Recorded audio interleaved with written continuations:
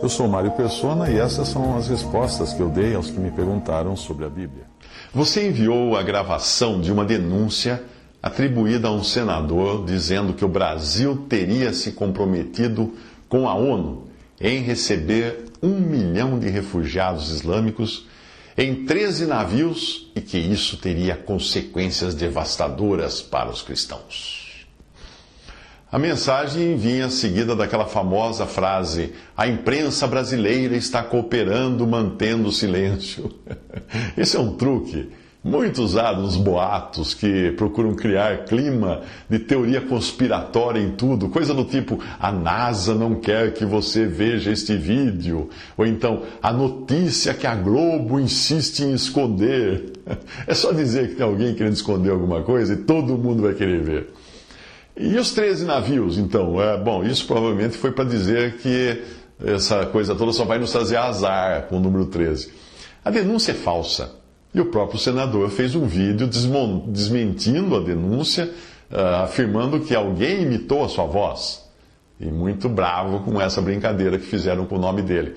Mas o mais triste de tudo é que os principais polinizadores de boatos assim são justamente cristãos sem noção, preocupados com uma suposta invasão. Até rimou. E daí se vier 1 milhão de muçulmanos para o Brasil, morar no Brasil? E daí? O que tem? Isso só vai economizar o trabalho de nós cristãos aprendermos árabe e corrermos riscos de ir pregar nos países deles. Como muitos cristãos vão nos países e às vezes são mortos para levar o evangelho lá. Se vou entregar aqui em casa, por que você está chateado com isso? Não é justamente para testemunhar de Cristo que eu e você estamos no mundo? Deveríamos agradecer por essa entrega a domicílio de uma multidão de incrédulos necessitados de salvação. Faz lembrar o dia em que o meu pai pediu no balcão do açougue uma determinada carne, e lá do fundo o dono escutou ele pedindo e gritou para o balconista em tom de bronca: "Ô Zé, calma aí, cara, se você continuar vendendo, essa carne vai acabar."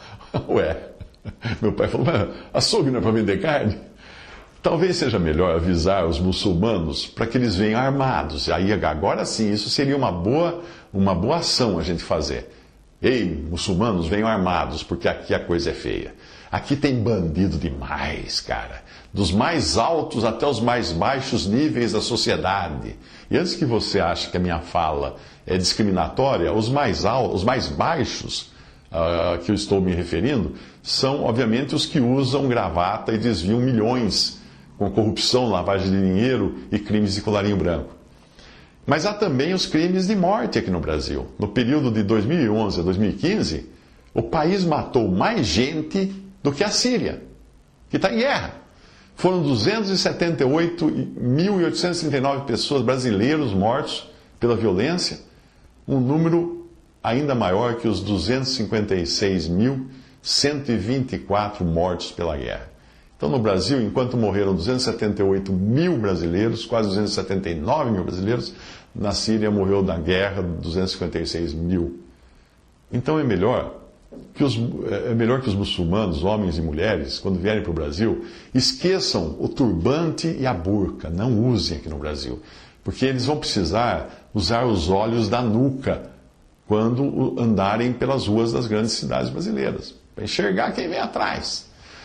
Se você for alguém para quem o Brasil é a única pátria que possui, aí sim, é normal que você fique preocupado.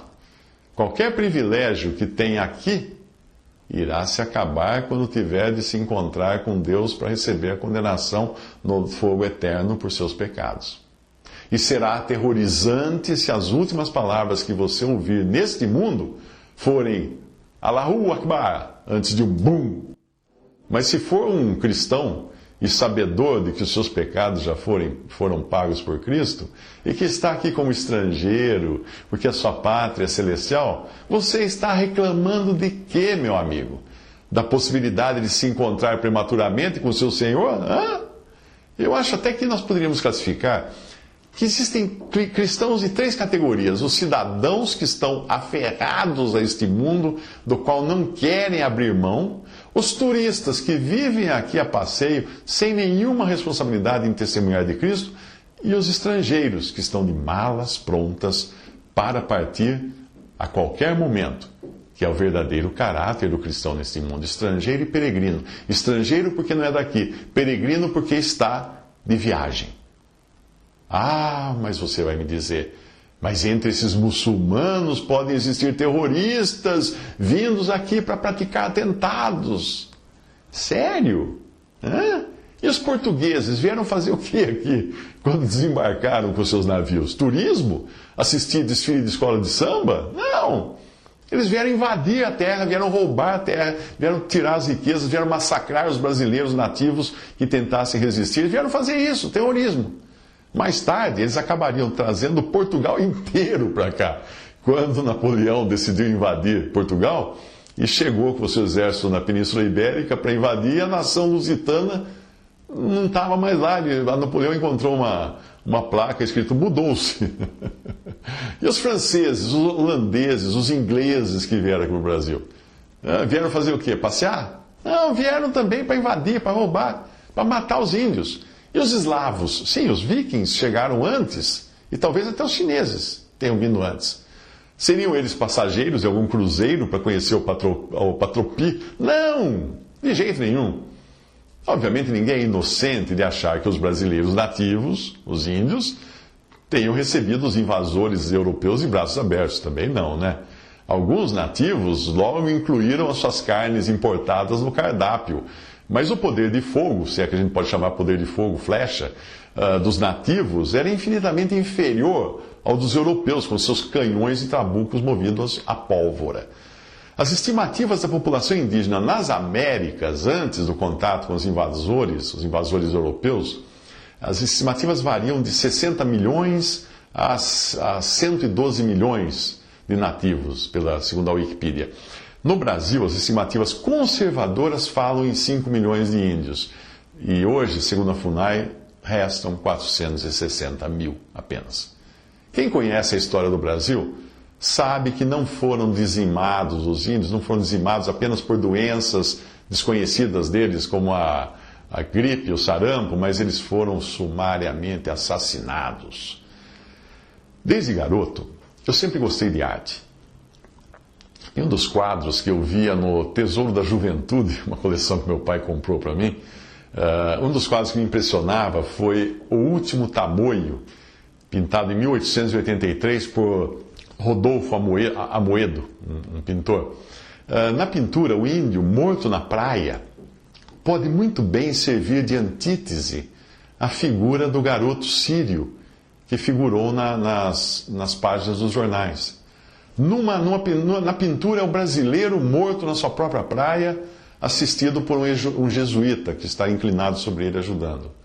Na outra, é o invasor islâmico, de 2 anos de idade, mais ou menos, na praia, morto, na praia invadida, sendo observado por um policial. Os confrontos de portugueses e espanhóis empenhados em dizimar os brasileiros ficaram conhecidos por guerras guaraníticas. E só na Batalha de Caiboaté morreram até 1.500 nativos brasileiros, índios. Nos rios da Amazônia, muito tempo depois da chegada dos portugueses, os invasores em busca de terras indígenas, costumavam atirar dos seus barcos, praticar tiro ao alvo em qualquer índio que aparecesse nas margens. Eles passavam com seus barcos e iam matando os índios que surgissem na beira do rio, curiosos. Sim, havia caça a índios, não só aqui, mas em todas as Américas. E não foram poucas as mulheres índias violentadas, depois serradas ao meio, para aterrorizar os índios e impedir que eles atacassem as fazendas. Essa era a mensagem que os fazendeiros brancos mandavam para os índios. Não foram os radicais islâmicos que inventaram o terrorismo, não. Os radicais europeus já tinham essa prática, talvez aprendida com os radicais da Inquisição Católica. E da Inquisição Protestante também, porque também teve uma. Portanto, não é com os muçulmanos que você deve se preocupar. Sabe com quem você deve se preocupar? Com o ser humano, de um modo geral. A mesma raça adâmica da qual eu e você viemos, porque tudo isso está no nosso DNA. Ou será que você é dos que acreditam que o Brasil é um país cristão e os muçulmanos vindo aqui poderiam nos converter à força ao Islã? Se você é realmente um convertido a Cristo, será mais fácil a sua cabeça rolar ao fio da cimitarra do que negar o seu Salvador. Não vão converter você ao Islã se você for convertido a Cristo. Mas talvez a preocupação mesmo seja de que os muçulmanos possam vir aqui estragar a nossa vida boa e a santidade do nosso carnaval. A Europa é um continente dito cristão, mas lá hoje você pode ir a um show de música pop numa capela medieval, porque os templos cristãos ficaram tão vazios que alguns são alugados para eventos. Pergunte a algum europeu na rua de uma grande cidade se ele acredita na existência de Deus. Não, você não precisa nem dizer o que ele respondeu, eu sei. O Brasil é um país cristianizado, mas não é um país cristão. Não é. Mesmo porque não existem países cristãos, existem pessoas cristãs. Nenhum país se converte a Cristo. Não existe isso. Pessoas, seres humanos se convertem a Cristo. Se o Brasil fosse um país de população predominantemente cristã, no verdadeiro sentido da palavra, aqueles que professam ser cristãos, fossem eles católicos ou protestantes, não ficariam com o pelo do pescoço arrepiado, o pelo da nuca arrepiado, só de pensar em estrangeiros desembarcando aqui. Não! Como eu já disse, não seriam os primeiros estrangeiros a desembarcarem aqui, porque muitos já desembarcaram aqui nos últimos 500 anos, como os meus avós e provavelmente os seus também. Mas como nós cristãos devemos reagir a esses que querem invadir a nossa praia?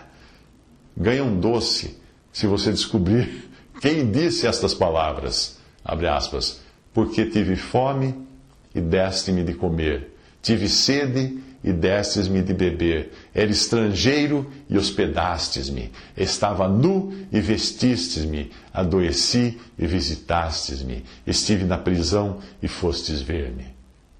Mateus 25, 35. Uma das qualidades que Deus procura no seu povo é hospitalidade. Foi assim no Antigo Testamento, quando 3 estranhos apareceram à porta da tenda de Abrão, e ele prontamente correu para preparar-lhes uma refeição. Levantou seus olhos e olhou, e eis 3 homens em pé junto a ele, diz a palavra. E vendo-os, correu da porta da tenda ao seu encontro, inclinou-se à terra e disse, meu Senhor, se agora tenho achado graça aos teus olhos, rogo-te que não passes de teu servo, que se traga já um pouco de água, lavai os vossos pés e recostai-vos debaixo desta árvore. E trarei um bocado de pão, para que esforceis o vosso coração. Depois passareis adiante, porquanto por isso chegastes até o vosso servo. E disseram, assim faze como disseste. E Abrão apressou-se em ir ter com Sara a tenda, e disse-lhe, amassa depressa 3 medidas de flor de farinha, e faze bolos. E correu Abrão às vacas, e tomou uma vitela tenra e boa, e deu-a ao moço que se apressou em prepará-la. Tomou manteiga e leite, e a vitela que tinha preparado, e pôs tudo diante deles, e ele estava em pé junto a eles, debaixo da árvore, e comeram. Gênesis 18, de 2 a 8. Provavelmente essa passagem de Hebreus, que eu vou ler agora, se refira a situações como essa. Veja só. Não vos esqueçais da hospitalidade, sabendo, porque por ela, alguns não o sabendo, hospedaram anjos. Hebreus 13, 2. Enquanto isso acontecia, o sobrinho de Abrão, que era Ló, morava em Sodoma e chegou até a ocupar um posto de juiz à porta da cidade. Apesar de ele representar o crente carnal e mundano, Ló era temente a Deus. E por Deus chamado em 2 Pedro 2, de 7 a 8, de justo Ló, enfadado da vida dissoluta dos homens abomináveis, porque este justo, habitando entre eles, afligia todos os dias a sua alma justa, vendo e ouvindo sobre as suas obras injustas. Essa é a opinião de Deus no final, na Bíblia. Mesmo vivendo numa cidade que não era sua, ele também exerceu hospitalidade ao receber os 2 anjos que tinham visitado Abrão um pouco antes. A passagem diz que vieram os 2 anjos a Sodoma à tarde e estava Ló assentado à porta de Sodoma, que era onde assentavam os juízes da cidade naquele tempo. E vendo-os Ló, levantou-se ao seu encontro, inclinou-se com o rosto em terra e disse: Eis agora, meus senhores, entrai, peço-vos em casa de vosso servo, e passai nela a noite, e lavai os vossos pés, e de madrugada vos levantareis e ireis vosso caminho. E eles disseram: Não, antes na rua passaremos a noite. E porfiou com eles muito, e vieram com ele e entraram em sua casa. E fez-lhes banquete, e cozeu bolos sem levedura, e comeram. Gênesis 19, versículos 1 a 3. Quando os sodomitas quiseram invadir a casa para abusar dos anjos que estavam ali em forma humana, Ló se prontificou a oferecer a eles as suas filhas virgens. Só para você ter uma ideia, a que extremo chegava a hospitalidade entre o povo de Deus no Antigo Testamento. Em 1 Samuel 25, você lê a história de como Davi e os seus homens protegeram os servos do rico Nabal quando estavam no campo, os servos de Nabal. Davi ali é um tipo de Cristo, uma figura de Cristo no seu desterro e na sua rejeição, quando Davi precisou fugir de Saul. Depois de ter ajudado os servos de Nabal, Davi enviou mensageiros para pedir algum mantimento, e Nabal respondeu: Tomaria eu, pois, o meu pão e a minha água e a carne das minhas reses que degolei para os meus tosqueadores, e o daria a homens que eu não sei de onde vêm? 1 Samuel 25, 11. Indignado, Davi decidiu fazer justiça com as próprias mãos e matar Nabal. Mas Abigail, a sábia esposa de Nabal, intercedeu junto a Davi, enviando-lhe mantimentos e fazendo com que mudasse de ideia. Porém, isso não evitou que Deus julgasse a Nabal por sua maldade e falta de hospitalidade. E aconteceu que, passados quase 10 dias, feriu o Senhor a Nabal e este morreu. 1 Samuel 25, 38.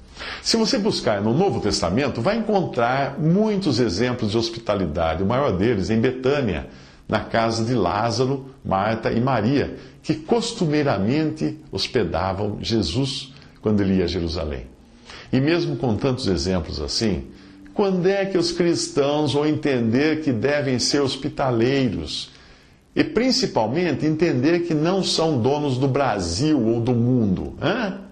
Há 500 anos, um senador indígena deve ter feito a mesma denúncia, só que os que viriam em navios seriam portugueses. Iriam não apenas praticar terrorismo e matar brasileiros nativos, mas também obrigá-los à força a mudar de religião, roubar suas riquezas para levar para Portugal. E alguns séculos mais tarde, levariam as riquezas daqui também para a Suíça e para outros paraísos fiscais.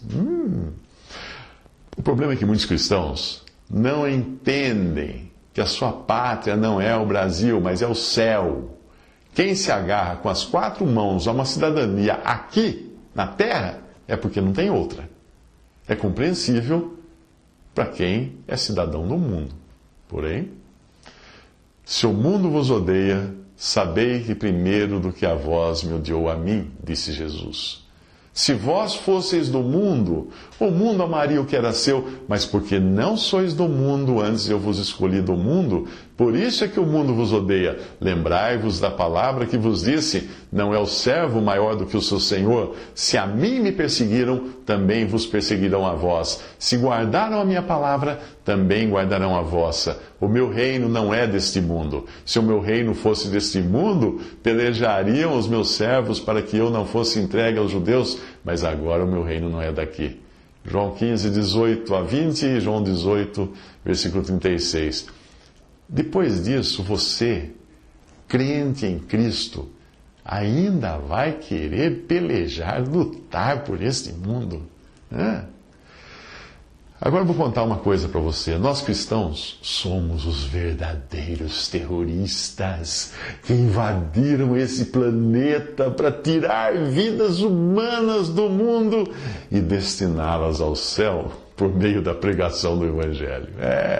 A fé cristã perverte os valores do mundo, criando alienados que não se encaixam na sociedade. E o terrorismo cristão é feito com as armas da luz.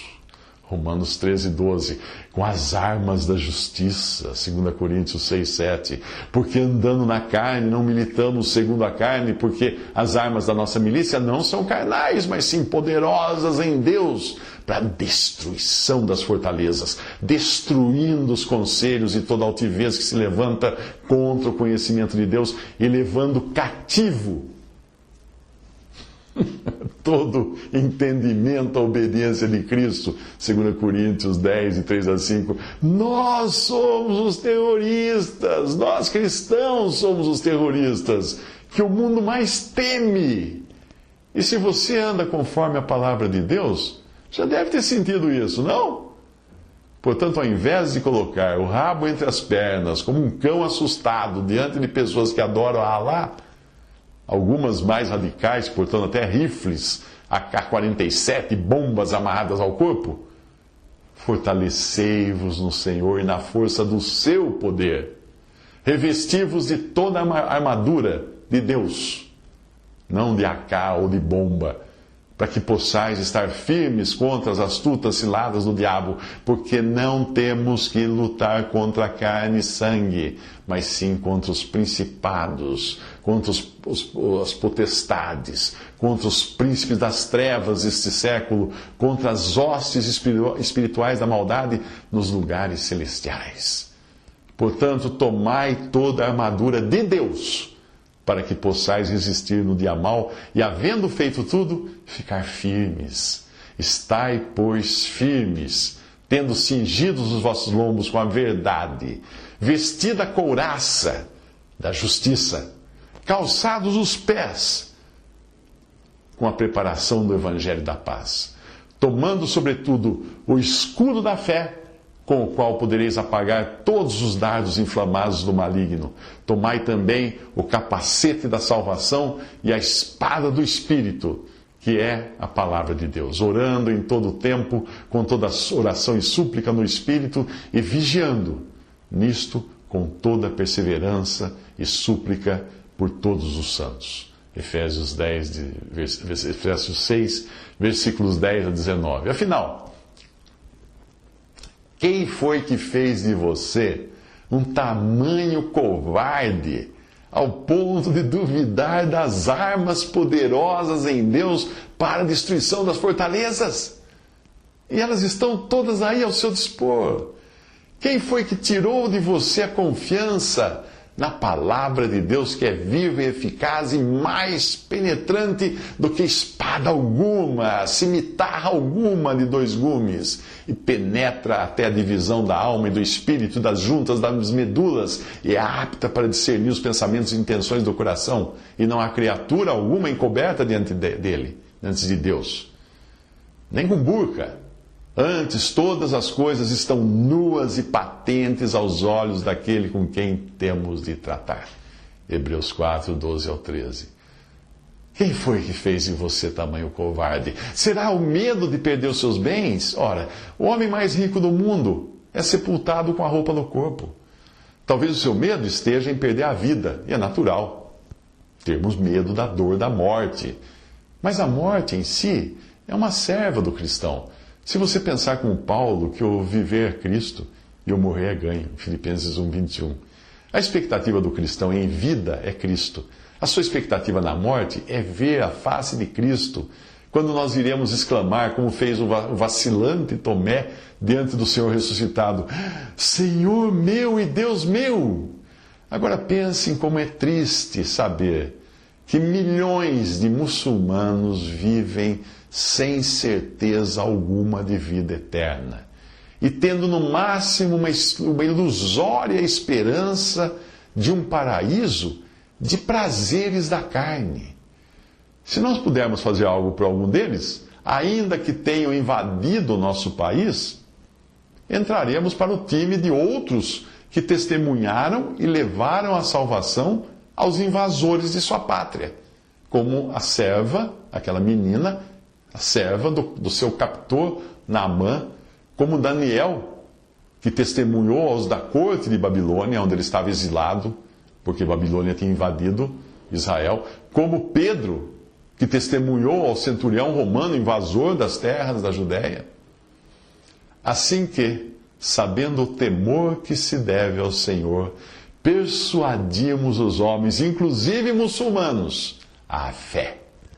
E graças a Deus que sempre nos faz triunfar em Cristo e por meio de nós manifesta em todo lugar a fragrância do seu conhecimento. Porque para Deus somos o bom perfume de Cristo, nos que se salvam e nos que se perdem. Para estes, certamente, cheiro de morte para a morte, mas para aqueles, cheiro de vida para a vida. E para estas coisas, quem é idôneo? Porque nós não somos como muitos falsificadores da palavra de Deus. Antes falamos de Cristo com sinceridade, como de Deus, na presença de Deus. 2 Coríntios 5, 11, capítulo 2, versículos 14 a 17. Portanto, quando Jesus encontrou os seus discípulos, depois de ter ressuscitado, ele disse: não temas. E é assim que você deve viver como cristão aqui nesse mundo. Passa rápido. Visite respondi.com.br. Visite 3minutos.net.